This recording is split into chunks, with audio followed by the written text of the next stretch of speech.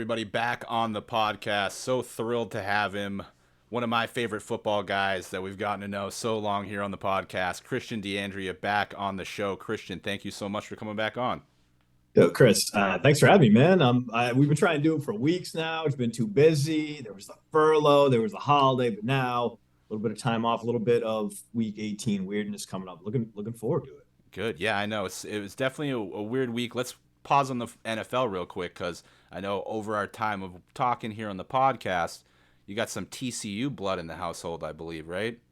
I do. The lady friend is a TCU grad. Our daughter is going back to school wearing her purple. And the great thing was, we're in Madison, Wisconsin.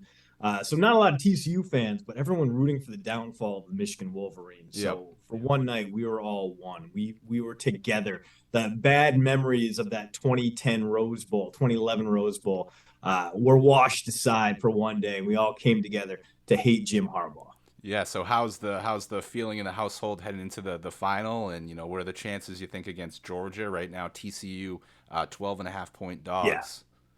Yeah, low expectations. I think we all thought it could happen against Michigan, and even then, a lot of weird stuff needed to happen. But that's kind of TCU football. That's just kind of the way they've been doing things. I the way I think the game's going to pan out, Georgia's going to take an early lead. TCU's going to come back, push it to within like 10, 7 points. There's going to be a little bit of drama, and then Georgia's going to pull away at the end. There's too much talent there, but who knows? TCU's been shocking us all year. They weren't supposed to be here. They're playing with house money. I got a brother-in-law who's going to the game. I got multiple brothers-in-law, big TCU fans, grads. They're all going to be out there, so hopefully they'll get a good show. Yeah, nice. I know right now over under 63. I think that's where I'm going to be looking. I don't know if they'll be able to hang. Like you said, Georgia might just run away with things at the end, but I think TCU has been able to put up points, and I think 63 is a number that, after what we saw with both games last weekend, it seems easily achievable. Yeah, absolutely. And that TCU defense did come out and was getting stops early, but we saw them kind of dissolve in that second half. Again, came through when it mattered, even though there may be some kind of sort of targeting there. I'm still not sure on that one. It looked like it was in real time. The back angle suggested maybe not. Don't know. Either way, I appreciate anything that infuriates Wolverine fans. Yeah, definitely. And then especially having that touchdown get called back and then fumble the next play. I'm sure that Oh just my drove God, fans yeah. nuts for Michigan.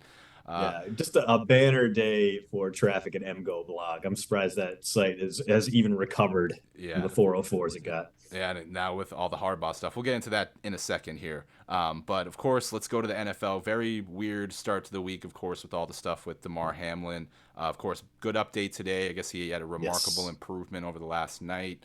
Seems to be doing very well. Is critically ill still. Seems like there might be some lung damage, but it seems like he's definitely on the road to recovery. I really enjoyed your piece that you wrote about him as well. So, kind of, how do you think the NFL might address player safety following an incident like this? Well, the situation with Hamlin was unique because it was cardiac arrest and there may have been an underlying condition. I mean, this is something that does happen in sports from time to time, whether it's contact sport or not. I mean, you and I are both New England guys. We remember Reggie going down from the Yep. Celtics and the tragedy there. But I think it's going to shine a brighter light for the Players Association on the health issues that are endemic to the league. Yeah, you're not going to have guys go down with cardiac arrest in a regular basis, but you will still have those lingering blows, those injuries, the stuff that gets paid for in blood further down the line once these guys stop playing. So if this can shine a greater light on player health care after retirement, pension funds, basically a more equitable share to take care of the players that leave everything on the field and suffer later in life for it, ultimately it could be a good thing. Now, obviously, I say that with the hopes that Damar Hamlin gets back to full strength, and obviously there is no real silver lining to seeing a player just collapse on the field like that. And Hmm. I think we were all shaken up by it. Yeah. But if there is some long-term change that can be affected by it, maybe there is a chance to do some good from an utterly tragic and devastating event that we all hope is going to have a good conclusion. Yeah, it's looking that way, and I think also maybe just that the way that the emergency medical team responded to was Oh amazing, my and I God. think just Yeah. having that Absolute preparedness is going to be kind of the hero shit. Are you blueprint kidding for me? teams moving Yeah. forward. Having the AEDs on scene, being able Yeah. to kind of recognize the situation and then being able to respond in such a quick manner was amazing, and definitely tip of the cap to everyone involved on that medical Yeah, support team. so many moving parts there, all of them working in unison. I just the 9 minutes of CPR, the defibrillation, everything that went into that was just truly impressive, a testament to what these guys do, how prepared and how on top of it the medics are there. So, I mean, to the people of Cincinnati who were on the field, who were driving the ambulance, who got him to that level 1 trauma center and kept his heart going long enough for him to recover. Just truly heroic stuff and really inspiring. Yeah, definitely. And all the best wishes to DeMar, of course, his family, and everyone that was affected by it. Of course, the Bills team will see how they can kind of rally behind him Yeah. here as well. But let's get to some good things here, Christian. Now, do you think the Jaguars are the best story in the NFL this year? I mean, there are a lot of good ones. I mean, I love what the Jaguars are doing. I love what the Lions are doing. These are two traditional doormats that have both kind of risen up behind new coaches. Yes, it's Dan Campbell's second year, but that first year was kind of a lost season. And well, all right, now he's finally got his guys motivated. He's got that offense clicking. Ben Johnson might lose him to a head coaching gig because he's doing such a good job in Detroit. So I think that narrative rivals what the Jaguars are doing, but both these teams, massive comebacks, in position to make postseason and some playoff droughts. And I love what Trevor Lawrence has been doing down there, looking like that franchise guy, looking like he's finally able to put all the Urban Meyer bullshit behind him. Travis Etienne might be the only good controversial decision from the Urban Meyer era because he looks like a true franchise running back. But I mean, if we're talking about teams that made comebacks, and I understand why we're not talking about them, they're not impressive. But the Pittsburgh Steelers, 2-6 to 8-8. Mike Tomlin, the job he's done there, I think that's another narrative that we have a lot of great comebacks in the NFL this year. We got to talk a little bit more about what Tomlin's done, how he's kind of groomed out the bad tendencies from Kenny Pickett's game, tons of interceptions earlier in the season. Now, not turn the ball over nearly as much. The Steelers on a bit of a heater have legitimate playoff hopes in week 18 rather. Yep. And this could be yet another season that Mike Tomlin gets through without a losing record. That's insane. We don't give that guy enough credit. Yeah, definitely. Mike Tomlin's kind of etching himself up there as just definitely one of the greats here, just with that consistency record. I do love what the Lions have been doing for sure, but I think with the Jags too, they have the Doug Peterson element too, where he kind of got ousted from Philly, and then coming off the heels of Urban Meyer, they're able to land a guy like Doug Peterson, who seems like, he might be a coach for, a decade in Jacksonville at this point. Yeah, absolutely. I mean, he just competent. He's not dialing up trick plays. He's just trusting his young playmakers to get there, to grow into their roles, to be those guys. And yeah, obviously there's still a long way to go down there. The Jags have a lot of needs. If they can get into this draft and get themselves a true top wideout, holy moly, that's going to be a really fun offense. But Peterson just basically said, let's cut the bullshit. Let's play real football. Let's take advantage of our skills. And they got there. Yeah, definitely. It's going to be fun to see how things play out this weekend for them. Another team that we've talked about on the pod a little bit, the Giants, kind of exceeding expectations. They've now locked up their first playoff berth since 2017. Daboll definitely in the running for Coach of the Year. Yes. How do you think the Giants fare in the playoffs, and do you think they're going to try to keep Saquon and Daniel Jones for next year? I think they will. I think Saquon, just because he's been such a big part of that offense, and maybe it's not how Daboll wants to go going forward. Maybe this is all the result of playing with a team that has a talent gap compared to most of the other teams they've faced this season. But what Brian Daboll has done is said, okay, we're going to limit opponents' opportunities to beat us, right? We're going to control the time of possession. We're going to make sure the opposing offense gets as few snaps as possible. We're going to grind you to death with Saquon Barkley, with quarterback runs, with short passes that move the chains but don't necessarily take big risks downfield. It's worked great. Daniel Jones' turnover rate cut way, way down.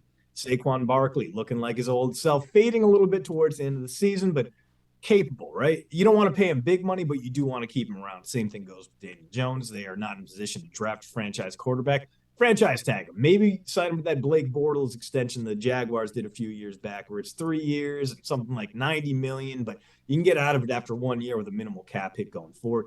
I love what Daboll's done. It doesn't really fit in with what he did in Buffalo, however. So it may not be his lasting strategy, but he's adapted. He's motivated his guys. He's got them playing competently, and he's taking advantage of things kind of. I don't want to say it's like a service academy because there's no triple option there. It's no, bing bang boom. But at the same time, he sees the talent gap. He decides he's going to control the ball, control the line of scrimmage, give opponents as few chances to capitalize as possible, and that's worked wonders in a disheveled NFC. Yeah, do you see them making any noise in the playoffs, though, or you think they might be one and done? It honestly depends on their matchup. If they can go up against a team with a shaky run defense, I think they can get there. But So let's pick up the ball there. So on the heels of the Vikings kind of exceed, or the Giants exceeding expectations, I think the Vikings have kind of been a surprise this year, but are kind of waning down the stretch here. What do you think of their potential playoff run? listen, I'm not going to fade Kirk Cousins just for the sake of fading Kirk Cousins. He has made some big throws in the playoffs before. He beat the Saints in New Orleans with a massive clutch touchdown pass late in that game. So he can come through. He just typically does not. This Vikings defense is a problem. And listen, this team has a worse scoring differential than the Las Vegas Raiders. Las Vegas Raiders are at -5 on the year. They're 6-10. Minnesota Vikings are 12-4 and at a -17. It's unreal. It's incredible. It's like the opposite of Scott Frost's 2021 Nebraska Cornhuskers team, in that they are winning close games, and when they lose, they get blown right the hell out. Yeah. So I don't have a ton of confidence, but at the same time, there's the star power there to carry this team along. Zadarius Smith can make some big sacks. Harrison Smith can make some big plays. I'm not going to count them out by any means, but if they are favored in a home playoff game by a lot, I'm going to think about maybe laying some cash down on the underdog. Yeah, I think they've had like 8 or 9 one-score games this year, and like you said, their point differentials in the negative. So they're not looking like the best, 12-win team this year. But we'll see how kind of the things shape out for them. But another team I think that's having a little bit of concerns heading into the playoffs are the Eagles. What once was kind of expected to be the number one seed, now they're battling for that number one seed this week, and if things don't play out, they could possibly be a 5th seed. How do you feel about the Eagles heading into the playoffs? It's all going to depend on their health. I mean, Jalen Hurts obviously is the headliner there. I think his injury actually bumped up his case for MVP honors because this team really has not been the same with Gardner Minshew behind center. As much as I love Minch, he's not the same guy. Hurts has been invaluable to that offense. The other guy we're not talking about as much as Lane Johnson dealing with that abdominal tear. Now Johnson has been a straight up all pro talent at right tackle, immensely valuable to that Philly offensive line. They do think he's going to come back for the postseason. Hopefully he does at 100% because this has been a revelatory year for the Eagles, and they deserve to be at full strength going into the playoffs so they can continue mashing guys into dust. Yeah, yeah, and then I think they got Jordan Davis coming back as well to kind of help Yep. shore things up. So we'll see. But I think having that injury, I'm not sure if it was maybe more severe than people expected for Jalen Hurts. But Yeah. do you think he's going to come in and play this weekend? I genuinely do not know. Obviously, if you're the Eagles, you want to have home field. You want to have that bye week. You want to make sure you can get healthy. But at the other time, you don't want to rush him back, have him re-aggravate that injury and miss the postseason. I don't love the decision Nick Sirianni's got to make. I don't envy him for having to make that decision. But at the same time, man, the Giants don't really have that much to Yeah. play for. They are 14-point underdogs for a reason. So maybe you can get away with another week of Minshew in there, another week of rest. Go out there, collect your win, give Jalen Hurts an extra 2 weeks to recuperate, and let him come back full strength in the divisional round. Yeah, so that definitely, like you said, interesting decision for Nick Sirianni to make here. So we'll kind of see. I don't think he's made the call as of today, Thursday. So we'll Yeah. see what he's going to decide here as the week kind of rounds out. But another team kind of competing for that number one seed in the NFC is going to be the 49ers, who have the offense in the reins of Mr. Irrelevant Brock Purdy. Is this man someone that they can trust in the playoffs, Christian? I mean, no, but neither was Jimmy Garoppolo, and that didn't stop him from going to the Super Bowl a few years back. Didn't stop him from getting to the NFC title game last year, being one drive away from winning. This is what the 49ers do. They are built around bad quarterbacks, or at least shaky quarterbacks.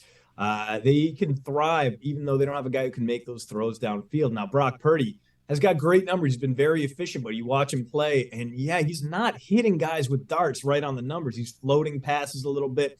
They're just kind of barely making it past the outstretched arms of opposing defensive backs. Listen, credit where it's due. He's making the right throws. He's making the right calls. His reads are there. He is engineering this offense exactly the way he's supposed to, which is exactly the way that Jimmy Garoppolo was supposed to. Limit mistakes, get the ball to your playmakers near the line of scrimmage, and let them run right the hell downfield. So, yeah, I'm fine with Purdy in the postseason. I think this is still probably going to be a Super Bowl contender. I think they're going to make it to the NFC title game at least again for the third year in the last four. And I think this could also be a Super Bowl team, even with Brock Purdy calling plays by the center. Yeah, that'd be quite the story. We talked about a few stories to have Brock Purdy go from Mr. Irrelevant to on the bench to third string to Yeah. possibly starting in the Super Bowl. Like that'd just be quite the story, quite the NFL films documentary, I'd say. Yeah, and that's what the Niners do, man. They made Nick Mullins look great for a minute there. You know, True. if that's going to be the damning praise on Trey Lance's career. If he's only okay as the Niners quarterback next season when he's healthy, that's going to mean he's not an NFL starting caliber quarterback, and that's going to be some pretty brutal stuff for him. Yeah, maybe he can make it work for the 49ers next year, but if he's just okay, if he's not markedly better than Jimmy Garoppolo, that's going to say a lot about his prospects as an NFL passer. Yeah, that's some shoes to fill and some high expectations coming in, and who would expect that Brock Purdy's that guy you got to follow up. But now let's switch it over to the AFC a little bit. So one team, of course, competing for the number one seed is the Kansas City Chiefs. But one thing I've noted about the Chiefs on the website a little bit and the writing I've been doing is I feel like they've been playing down to their competition a lot lately. So I'm worried about that. Of course, you trust Patrick Mahomes, but for them to have nail biters with the Texans and then have Russell Yeah, Wilson play two of his best games of the year against them, yeah. I'm a little worried for the Chiefs heading into the playoffs. Yeah, this is a team that plays with its food, and also a team that is 0-2 against the other two best teams in the AFC. They've lost to the Bengals, they've lost to the Bills. There's the idea that the Magic could run out this year, and if you do need that big comeback spark, you don't have Tyreek Hill that you can find down the seam for 25 easy yards, so you can erase a 3-point deficit in 14 seconds. This has always kind of been Kansas City's MO. They let teams stick around too long. They don't blow the doors off them immediately, and we've seen them make those big comebacks in the past. This year, it does feel a little bit less certain, but wins are wins. This team keeps rolling along, and maybe they're going to flip that switch when they get to the postseason. I mean, we've seen it with plenty of other teams in the past. The Bills, they languished last season, came into the postseason, absolutely blew the doors off the Patriots. The Bengals lost to the Jets, a very bad Jets team last year, still ran all the way to the Super Bowl. So it's tough to really gauge what this playing with your food ideology is going to mean in the postseason. Everything changes then. Guys really do flip that switch. So I'm not that concerned about it. The Chiefs are still the Chiefs. They're going to be in the divisional round pretty much no matter what. From there, things get dicey just because the rest of the AFC is so good. Yeah, for sure. I mean, I'm not worried about Patrick Mahomes, but when No. they're just playing down, like the teams that should be blowing out, and then it's going to come down to the playoff time. If it's a one-score game and you have like a walk-off touchdown to beat the Chiefs, something like that, I think might Yeah. be what's going to be their kryptonite this year. But then switching it over, I mean, pretty much the Bengals just are repeating history this year. They're no one had any expectations for them last year. End up in the Super Bowl. Everyone kind of writes them off this year a little bit, talking a lot about Bills Chiefs and not even thinking about the Bengals. And then here we are. Yeah. Do you think this year's version's better than last year's? I do. The offensive line that really struggled to come together early in the season has gotten there. They're not quite as good as you would hope, but they are better than last year's version, which was really this team's Achilles heel. The secondary, which was spotty in places, has really leveled up a little bit, which is nice to see. You do like to see those guys getting out there, making a no-fly zone against some of the AFC's best quarterbacks. So there has been a marked improvement throughout the year, and what I'm really interested to see is what Joe Burrow is going to do for an encore after rolling through the AFC. Again, he started slowly as well. Pretty much that whole offense didn't take any reps together during the preseason games. It really showed those first 2 weeks when Cincinnati started off 0-2. Since then, they have looked like an actual AFC favorite.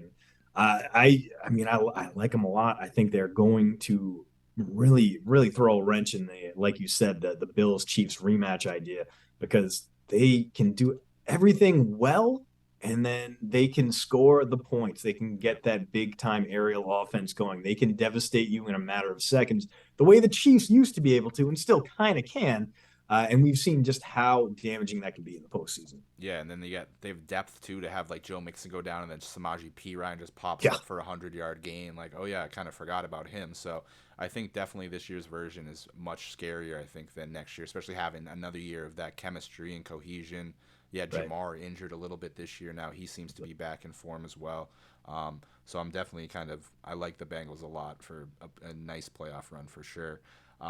So let's kind of get to some of the little bit of negatives here. I've been hammering Todd Bowles a lot. I feel like if it wasn't for Nathaniel Hackett, Cliff Kingsbury, and Josh McDaniels, he'd be in the running for the worst coach in the NFL right now. Just for how the Bucks, it took them 17 weeks to lock up the NFC South, kind of shocks me. What are your expectations for Bowles and the Bucks in the playoffs? I genuinely do not know, because it's a Tom Brady operation, right? And his last three wins have all been double-digit comeback wins in the fourth quarter. He's still touchdown Tom. You don't count out touchdown Tom. That said, Bowles, yeah, his offense really can't figure anything out, because the interior of that offensive line has been so bad. Not only do you not have a run game, but Brady is terrified about getting hit, right? And his Mm-hmm. sack rate is lowest in the NFL, but that's because he's throwing it with less time in the pocket than ever before. His average target distance is way down. And he's not throwing to Rashay Caldwell, right? He's throwing to Chris Godwin and Mike Evans, guys who can do things downfield, but he's a little skittish in the pocket, which makes sense. You're 45 years old. You don't want to get hit all that often. And instead of, stepping up in the pocket, making those throws downfield, taking those shots, he's dumping the ball off a lot more quickly than ever before. Can you work that way? Yes, but you typically need a great defense. This Buccaneers defense under Bowles is good, but also prone to big brain farts. I mean, they just let Sam Darnold put together one of the most efficient games of the season. I again, I don't want to bet on the Buccaneers, but they're going to be at home. They're going to have a raucous crowd there in front of what will probably be Tom Brady's last playoff game in Tampa. I think they're going to get out of the wild card. I think they're going to pull off. I don't even know if it'll be technically an upset, but I think they're going to pull off that win. I think they're going to get into the divisional round. I think we're all going to be talking about, oh my God, you let Tom Brady get hot. And then I think they're going to throw up all over themselves and it'd be like, 35-3 in the divisional round. Yeah, it ends up being Brock Purdy that takes him down for sure. Yeah. But on the heels of that, I did notice how you're saying it's Tom's last home game in Tampa. Do you expect him to be elsewhere next year? I do. I think he's going to. I I think it's going to come down to the coaching situation there. I mean, if you're Tampa, you maybe want to give Bulls another run at it, just because he didn't have that offseason to collect things. He didn't really have his time to put guys in place. And Arians' retirement kind of suggested, yes, Tom Brady is running the show. He's the boss here. You do what you can to appease him. So I think Bulls did get a bit of a raw deal there, even though his play calling absolutely does suck. Maybe he comes back. Maybe in order to keep Tom around, they open up the coaching search to him. They say, all right, let's pair you up with, man, I don't even know, Eric Bieniemy or Shane Steichen, or one of those guys. Maybe that's what happens. Or maybe he goes wherever Sean Payton goes, and those two work together for a couple of years. If you're Tom Brady, you've been good enough this season. You don't need to retire. You're throwing the ball more often than you ever have before. You don't really have a family excuse to get back to right now. Not that that's any of my goddamn business, but we've all seen everything going on there. Maybe he comes back because he doesn't have that leaning on him anymore. I don't know. Anyway, I think there are greener pastures out there for Tom Brady if he wants to leave Tampa Bay. And I think it's very possible he does. Maybe he goes back to Josh McDaniels. Maybe he's the Las Vegas Raiders quarterback in 2023, and he gets to throw passes to Devontae Adams and Darren Waller and Hunter Renfro. Man, that would be fun as hell. Yeah, that was one of my early podcast predictions beginning of the season. I had him Yeah. when he was maybe going to be unsure of going to Tampa Bay this year. I'm like, he's just going to go to Las Vegas. They're going to get rid of Yeah. Carr because he's just the Achilles heel there. And then it just ended up I was just a year early on that take. Yeah. So it's still there. Where do you think he might end up if you're going to bet right now? I mean, Raiders make a ton of sense right now. It's just a good landing spot for them. They can go ahead and offload Carr to a needy team, the New York Jets. I don't think Derek Carr is that bad as a quarterback. I think he is a very reasonable QB. He just gets thrown into bad situations. He's better than a Trent Dilfer type. He is a top 15 quarterback, but not a top 10 quarterback. You can win with him, but you get the Raiders, who are so poorly built around him, and basically up until this year, and even then, his offensive line still kind of stunk. I don't know. I think Derek Carr would be better served going elsewhere. I think the Jets would be a great landing spot for him, especially if their offensive line gets healthy. But yeah, Tom Brady could end up in New York. He could end up. Let's see. Let's see. He could. If I see Tom I don't Brady think in he a would Jets go to jersey, I'm gonna Pittsburgh, throw up. but yeah, the Kenny Pickett's made strides this year. They don't want to dent his progress. But the idea of Tom Brady playing for Mike Tomlin just feels hilarious to me. Like, I don't think it's going to happen at all, but it's one of those things where, like, I would love to see it. Be in that locker room would be nuts. Well, everyone talks about him coming back here, of course, because they're like, well, Yeah, now you don't have Giselle on him complaining about living in New England and all that stuff. Get the band back together for one more run, see what happens. yeah. I personally don't think it's going to happen. I would love to see it happen, but I'm more in the boat that, hey, swing me, Derek Carr. I would love to have him up here in New England for sure. Yeah, yeah, and I mean the Patriots just don't have a ton to offer a quarterback right Mm, now. I mean the receiving core not great. Myers is going to be a free agent. Aguilar is going to be a free agent. One of those guys is much more valuable than the other, but still, offensive line is going to need some major reconstruction. You got a great running game. That's awesome. Take some pressure off you, love but Ramondre. yeah. Oh, So I guess we'll jump yeah, into that. What are your thoughts on Mac Jones here, year two? I personally have soured on him a lot this year with just a lot of the body yeah, language. I mean, I know he's in a shit situation with having Patricia and Joe Judge call his yeah, plays, but just his body language on the field, the whining, which he definitely cut out this last week. I think he heard a lot of the noise yeah. because he cut back on it. But I think I've very much soured on Mac and am heavy on let's get Derek Carr right now. I'm big on that one. But what are your thoughts on Mac here, year two, and how do you think the Pats address their QB situation next year? Yeah, no, it's been straight up awful. They need to be opportunistic if it comes to adding a quarterback in the offseason.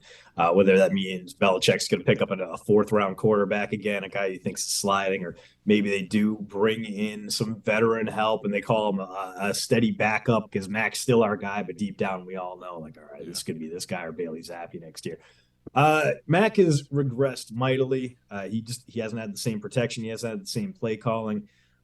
It's been unfortunate to watch. It's been a bit of a bummer. I would have to check the stats to see if he is throwing downfield a little bit more, and maybe that's why he has been less consistent. But this is he takes too many bad sacks. He makes too many negative plays in Mm-hmm. scoring positions, and a lot of what we were sold on with Mac Jones, the football IQ, the ability to make plays, the not taking points off the table, that has kind of deserted us in 2022. And it's a huge negative going against him. He can still be rehabilitated. I think there is a decent quarterback in there still inside him. But yeah, you get people online like, oh, look at his raw numbers over the past 6 weeks. He is still that guy again. And you go, no, look at the game film. Yeah. He still kind of sucks. Yeah, it's a lot of it watching the game. Like you can say Yeah, what you want about the completion percentage and stuff last year. yeah, Like you still watched it, and you weren't sold last year on it. Like you had a lot of people who bought into it, but yeah.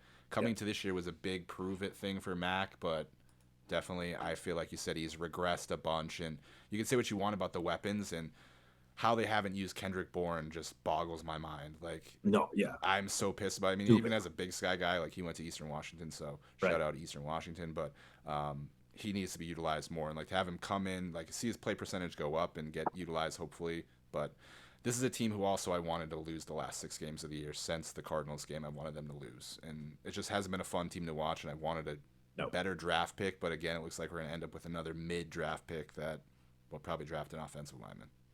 Yeah, or trade back and pick up 3 second rounders and Yeah. get one guy who turns into a starter. You're Kyle Duggar and two guys that don't never see the field Yeah, again. love Kyle Duggar though. Big Kyle Duggar guy right Oh now. yeah. Huge, huge.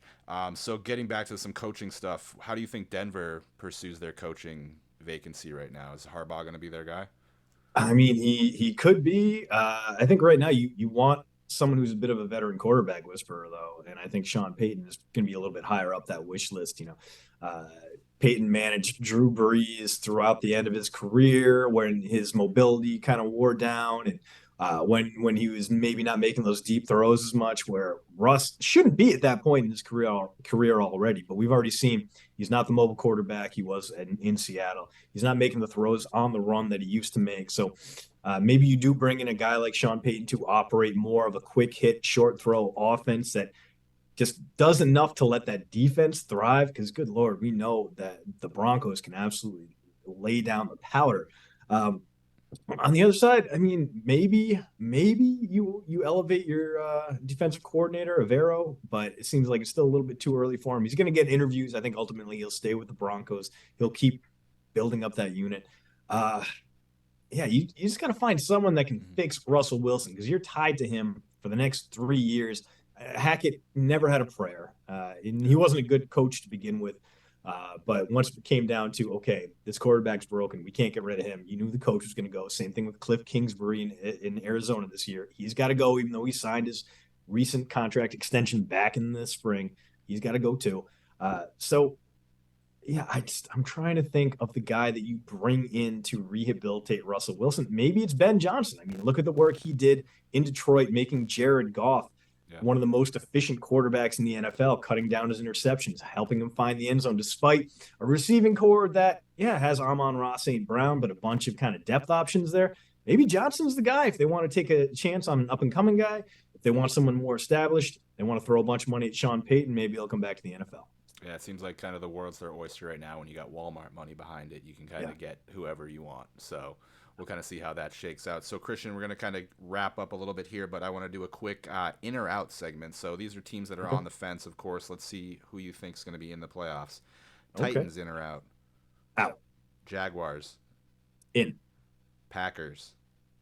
I'm gonna say in, even though I don't love the pick there. I think there's still a chance that Rodgers brain farts his way through this Sunday night game, but de facto playoff game in Lambeau. If you're gonna bet on one defense, you obviously want the Packers over the Lions. Yeah, of course. Some of these are going to be dependent on the others. So then Lions. Yeah. Lions out. Yeah. Lions and then Seahawks. A bummer for them, but I mean they're ahead of schedule. They're playing with house money. And then Seahawks, the surprise of the NFC West. Yeah, I mean, if the Packers are in, the Seahawks got to be out. Yep, exactly. Then last two, Patriots. I mean, deep down inside, I think out. I have no idea how the Bills are going to react. It's been an emotional week for them. The news about DeMar Hamlin being so positive makes me think that they're going to come out, blow the doors off, energized and ready to go. But also, part of me thinks that they're going to say, we got this locked in. Maybe, and this would be the funniest possible outcome for me, even as a Patriots fan. The Patriots go up to Buffalo and they beat kind of a disheveled Buffalo team, and it wakes them up, and they go back to Buffalo a week later in the wild card round and get their ass kicked thoroughly once again. If that somehow becomes a January tradition, I mean, as a Patriots fan, it would annoy me, but as a football fan, I would die laughing. Just every week, every year, the Patriots go up to Orchard Park. The stadium reeks of fireball. The tables are lit on fire, and with people getting through them outside. And every week, Josh Allen leads 8 straight touchdown drives and just completely embarrasses New England. Again, as a Patriots fan, I would hate it. But as a football fan, I would have to admit it would be great content. Yeah, for sure. And then lastly would be the Miami Dolphins. I think there's a reasonable chance the Steelers sneak in, man. Yeah. I mean, the Jets aren't good, but they have a little bit more juice than a team starting Skylar Thompson at quarterback. The Steelers, I mean, they got the Browns at home. They're going to have a rowdy fan base at not Heinz Field. It's Steelers do this, man. They find a way to sneak in. They find a way to exceed expectations even when their quarterback sucks. This is the 3rd straight year where they've had a guy who doesn't really inspire confidence behind center, and this is going to be their 3rd straight year with a winning record, assuming they take care of business with the Browns, and fingers crossed they do, because I want nothing but bad things to happen to Deshaun Watson. Yeah, definitely. All right, so let's get to the nitty-gritty. Who's your Super Bowl prediction? Chiefs over 49ers. Chiefs over Niners. Got Brock Purdy guiding the Niners to the Super Bowl. Mr. Irrelevant. I'm assuming he'd be the first ever Mr. Irrelevant to start a Super Bowl. Gotta be, right? Yeah, I mean, maybe he's David doing all the first for Mr. Irrelevant at this point. Yeah, true. Might as well just be named after him now. And then just some stuff for the fans. You got any Super Bowl traditions you guys do at your house for the Super Bowl? No, not really. I just been working most of them lately, Any special so cocktails, anything like that we can expect? I usually put out a good beer list beforehand, so Okay, cool. keep an eye out for that. Yeah, we've been doing a ton of reviews over here, so we got some really good stuff in from Green Flash was one of them. Really good IPAs there. Sweetwater's been coming out with a lot of stuff lately. They got a festive ale that I got to try, but I've always loved I've loved Sweetwater since their beers were like 250 at the local Flying Saucer in Nashville, and I was a broke ass grad student. There you go. The Yeah, VA days, no right? real big Super Bowl traditions. Just hopefully this year I'll be out in Arizona watching it. I gotta book my travel, but There you if that go. works out, I'll be Nice. there. There you go. Perks. And then do you have any favorite Super Bowl bets that you like? I know you're a betting man. So No, I mean the value isn't there on the 49ers right now, unfortunately. mhm. But like I any got any nothing out. I'll day keep of an eye on game the bets, do you props. like are you a coin toss bet guy? Do you bet like anything like that? Any fun prop bets for the Super Bowl? No, I'll do like I'll put together the sheet right where you do like what'll Rihanna's first song be, what color will the Gatorade be that you Yep. dumped on when over under on the national anthem. I'll do all that, Mhm. but I'll put them into one and like throw them into a pool instead of like individual bets because that'll just madden me, right? And stuff that's left up to complete chance, Yep. I'm good. All right, man. Same Well, thing with Chris. Super Bowl squares. Like, all right, complete chance. Like, I'll throw it in with everything else. Maybe throw a little bit down on it, but like, I don't like it, but I'll participate. All right, man. Well, I hope you have a fantastic trip to Arizona, Christian. Thank you so much for all of your help this football season. It was great catching up with you. I'm sure we'll catch up down the road, but if I don't hear from you before Super Bowl, enjoy the trip, and we'll see kind of what teams end up there. But before we let you go, why don't you tell everyone where they can check you out and check out all of the stuff that you're writing?